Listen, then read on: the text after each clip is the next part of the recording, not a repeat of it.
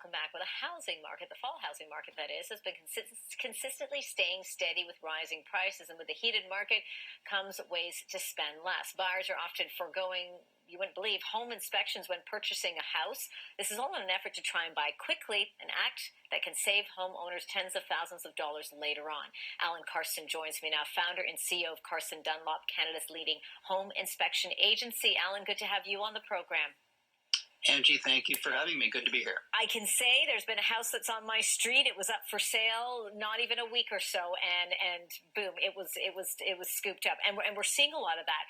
Talk to us about what you've been seeing during this fall market here. Increasing prices, but it's red hot.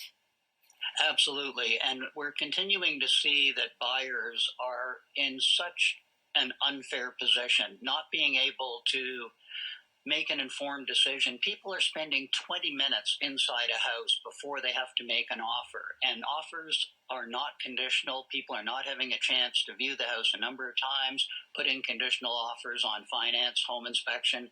So in a lot of ways, people are buying blind and taking a pretty significant risk. And it's really, really dangerous to do that. It's not like, buying a home is a huge decision. You mentioned there the home inspections and how some people are choosing not to, but that's a really critical part of buying a house.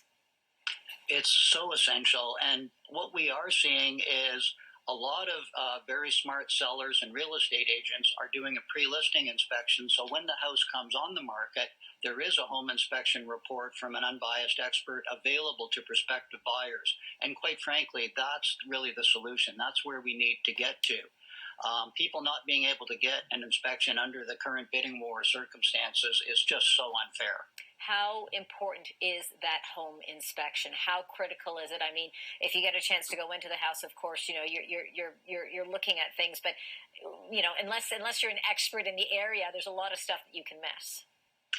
Absolutely. It is so important, especially with people today putting all of their money into a down payment and very often all of their parents' money too. And not being able to predict things like a worn-out roof, mold in the attic, a worn-out furnace or air conditioner, plumbing and electrical problems. These can run into tens of thousands of dollars, and new home buyers just don't have the money available to address those things, and they can find themselves in pretty dire straits pretty quickly. Yeah, certainly, especially, as you mentioned, those that are looking to buy their very, very first home, putting all their eggs in one basket, so to speak. What's the advice then?